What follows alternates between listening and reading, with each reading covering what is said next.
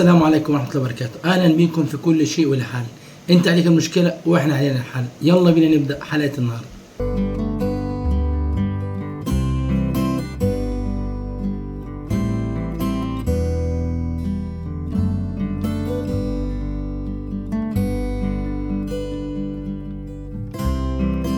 مشكلة من العدوى بتقول أنا متجوزة، بس قبل ما أتجوز كنت أعرف واحد وكان بينا صور عادية، بس ربنا كرمني بجوزي الحمد لله. بس الشخص ده رجع يكلمني بيقول لي لو ما نزلتيش تقابليني هبعت الصور لجوزك. أنا جوزي غيور جدا وأنا مش عارفة أتصرف إزاي، أبلغ أهلي وأخويا، أعمل محضر. بص يعني عامة المفروض انت يعني انت بتقولي الصور عادية.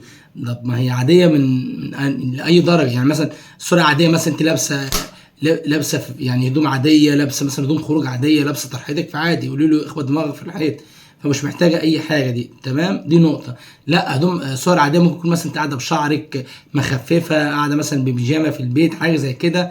تمام، لا دي برضه في كده فيها مشكلة. وصلت لك؟ فعامة في حاجة لازم تتفق عليها الأول، ما ينفعش تسكت عن الموضوع دوت. تمام، الموضوع ده بيبدأ كده، يعني هو بيبدأ مثلا يهددك لو طب تعالي عشان نتقابل. بعد كده هيعلي معاك الموضوع، يعني مثلا دلوقتي نقابله في مكان عام، لا تعالي لي في الشقة أنا آسف يعني. بعد كده هيقول لك علاقة، هو أصل هي باينة يعني، دي مش أول مرة. طول ما هو إنسان بالأخلاق دي فتعرف إنه إنسان قذر. هو كل اللي بيعمله دوت عشان عايز يطيل منك حاجة معينه في دماغه، اكيد انت فاهماها. تمام، فانت ما ينفعش باي حال من الاحوال تسيريه. مسيرتك ليه صدقيني هتوقعك في باب الشر، هتوقعك في مشاكل فوق ما تتخيليها. تمام، ممكن تخسرك نفسك. فانت يا بنت الناس طول ما انت بتقولي صور عاديه، مشكله انت برضو مش محدده ايه هي الصور العاديه عشان اعرف افيدك بالظبط.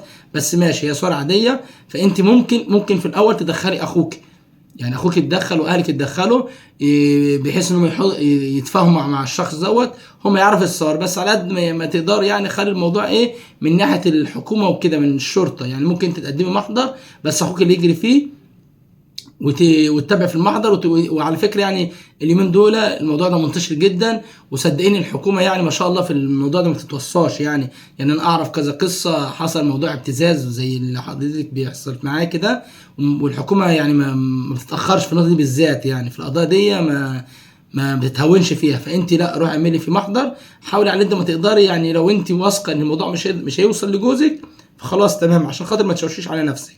لا لقيت الموضوع هيوصل لجوزك، لا خلاص قولي له، مش حاجه يعني. انت فهمتيني؟ طول ما انت بتقولي علاقه قبل كده ويعني فهمتيني، انا برضو مش عارف ايه نوع الصور العاديه اللي انت بتتكلمي عليه.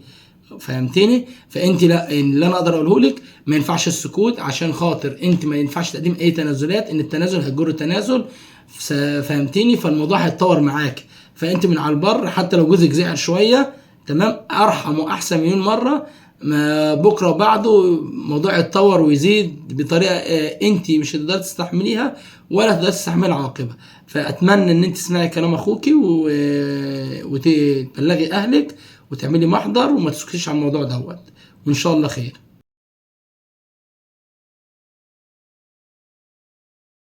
مشكلة عضو معانا بتقول حماتي مصممة ان اروح انضف شقة بنتها عشان حامل ما شاء الله وتعبانة، وانا اصلا معايا توينز صغيرين مدوخني. لما ارفض بتروح تسخن جوزي عليا، وقلت له انا مش مسؤولة هتلاقيها شغالة. قال يا تعملي اللي امي بتقول يا تروحي بيت اهلك. اعمل ايه؟ مع ان بصراحة هي كانت شايلاني وقت حملي. اروح انضف وخلاص اروح لاهلي. طب ما انت يعني في الاخر قلت كلمه جابت العيب عليك، ان هي كانت شايلاك في وقت حملك. فيعني دي اقل حاجه تقدمها لها، ان انت تشيلها في الوقت اللي هي فيه حامل. يعني سبحان الله، يعني هي انت بتقولي هي شالتك وانت حامل، ايا كان بقى كان معاها عيال ما معهاش عيال، هي المهم انها شالتك، يعني شالت دور عليك، خففت عنك الحمل شويه. طب ما هي حقها. يعني على فكره هي ممكن ما تكونش يعني حماتك بتتدخل في كده، او هي مش محتاجاكي مثلا تساعديها، غير ان انت ترد لها اللي بنتها عملته. ما انت بتاخدها يعني خدها في الزاويه دي.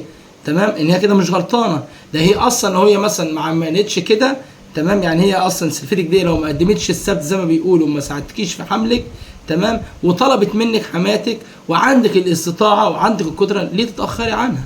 يعني ده عادي. تفهم؟ انتوا اهل، ده في الاول في الاخر. بس انت كمان قلتي لا ده ان هي ساعدتك الاول. طب ما خلاص، ما هي قدمت السبت، فالمفروض زي ما هي ساعدتك انت تساعديها. فلا انت غلطانه، وساعديها يا ستي عشان خاطر ربنا يعني، وعشان خاطر انتوا اهل وصلة ارحام وكده. بس انت غلطانه لا وروحي على قد استطاعتك برضه.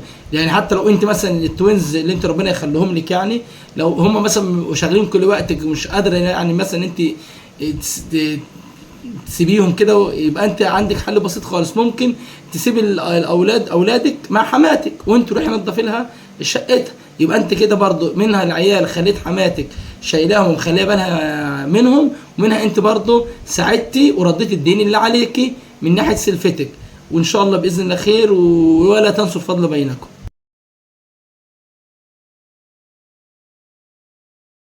مشكلة من عضو بتقول السلام عليكم ورحمة الله وبركاته. بص يا جماعة، مشكلتي إني أنا بحب شخص هو أكبر مني وأرمل وعنده 41 أو 42 سنة وأنا 22. أنا بحبه قوي، بس أنا خايفة لما يجي تقدم لي أهلي يرفضوا، وأنا بحبه قوي ومش عايزة أتجوز حد غيره. أمي عارفة اللي بينا ورافضة، وقالت لو جه هنرفضه، وأنا قلت لها لو تقدم أنا مش هتجوز غيره. مش عارفة أعمل إيه لو هو يجي وأهلي يرفضوه. أنا بجد مرتاح معاه قوي وبحبه قوي، هو كويس معايا وحنين عليا. فقولوا لي اعمل ايه لو كان صادق فعلا وجاي يتقدم؟ خايفه اهلي يرفضوه. اسف على الاطاله. بصي يعني عامه مشكلتك يعني اهلك عندهم حق. في حاجه اسمها في الجواز التكافؤ، تمام؟ يعني المعروف ان مثلا الراجل بيبقى اكبر من الست، فممكن الراجل يتجوز الست هي اصغر منه، بس برضه صدقيني يبقى يكون فرق مقبول، يعني فرق العمر مقبول. ان صدقيني انت دلوقتي بتتكلمي بقلبك، بتتكلمي من العاطفه بس. انت دلوقتي شايفه القصه بتاعت انت الانسان ده بتحبيه ومتعلقه بيه. مش هقول لك مش مثلا مش هقول لك انت بتحبوش او لا او حب، لا انا متدخل، دي حاجه انت ادرى حاجه بيها، حاجه في نفسك. فانا همشي معاك، انت بتحبيه تمام، بس صدقيني طب لما تتجوزي انت 22 سنه هو 42 سنه، فالفرق كبير. يعني معلش، يعني بص حضرتك، يعني احنا نتكلم بصراحه. دلوقتي هو مثلا ربنا يديه الصحه طول العمر، كمان 20 سنه هو عنده كام سنه؟ هيبقى عنده حاجه و60 سنه، تمام؟ وانت بقى عندك كام سنه؟ حاجه و40 سنه. يعني معلش تمام برضه، اصل ما فيهوش كسوف الكلام ده. هو الراجل في الوقت ده مش هيقدر يديك حقوقك الشرعيه، تمام؟ وانت فضلت ابقى محتاجه حقوقك الشرعيه. يعني ادي جزء بسيط من القصه، تمام؟ برضه صدقيني بعد كده لما تيجي تخرجي معاه، هو دلوقتي انتوا مش شايفين الكلام ده. يعني مثلا لما تيجي تخرجي معاه في اي مكان بره، هو من نفسه هيبقى متضايق من نظره الناس ليه. يعني على فكره ممكن تبقى انت مش يعني تخش في مطعم، في كافيتيريا، في اي حته وانت ماشي في الشارع، يقول لك مثلا اي حد يكلمك يقول لك ايه باباكي. فالكلمه دي دلوقتي مش حاسباها ومش واخده بالك منها، بس هتتقال ان ده طبيعي. فلما هتتقال وصلت لك، هي هتجرحه، فهتأثر على حياتك معاه. حتى لو هو انت ملكيش ذنب، بس احنا بشر. فصدقيني التكافؤ لازم يكون في تكافؤ. تكافؤ في المال، تمام؟ تكافؤ في الفكر، في السن، في المستوى الاجتماعي. دوت من يعني يعني من اهم اسباب ان الجواز ينجح، يكون في تكافؤ. مش شرط تكافؤ 100%، بس معلش يعني انا قلت لك لو هو 60 سنه انت بقيت 40 سنه، طب ما يعني اضعف حقوق مش هتاخديها، فهمتيني؟ فده هيحطك في مشكله، في مشاكل كبيره برضه. وبعد كده هو لما يحصل عنده العجز دوت، تمام؟ هيتغير معاكي. ليه؟ انه هيحس ان انت عايز الحاجه دي وهو مش قادر يديها لك. فبالتالي هتلاقيه بيزنق عليكي قوي، هتلاقيه مثلا يقفل عليكي جدا، هيخلي الكلمه عليكي بحساب، هيخلي البص عليكي بحساب. الغيره هتزيد معاه جدا. فصدقيني والله، يعني ايوه انت دلوقتي بتفكري بقلبك وبتحبيه وكل حاجه، انا مش هتدخل في النقطه دي زي ما قلت لك، بس ما ينفعش. صدقيني والله، يعني اسمعي كلام اهلك. حتى لو راجل عايز يقدم لك، فرق السن هيبقى في ناس تقول لك الحب ما يعرفش سنين. يا جماعه ما هو الجواز مش حب بس والله. الجواز ربنا لما ذكر، يعني جه ذكر الجواز قال لك جعلنا بينهم موده ورحمه، ما قالش حب. ان الموده والرحمه هم اللي بيقعدوا، هم اللي بيبقوا باقيين في العلاقه بين الراجل والست في الجواز، مش الحب. الحب دوت متغير، يعني الحب دوت بيطلع وبينزل، بيزيد وبيقل، سبحان الله. لكن الموده والرحمه لا، دي مشاعر موجوده في كل انسان فينا، تمام؟ فصدقيني نصيحتي يعني لا، ما تكملش الموضوع ده، واهلك عندهم حق وده الصح يعني.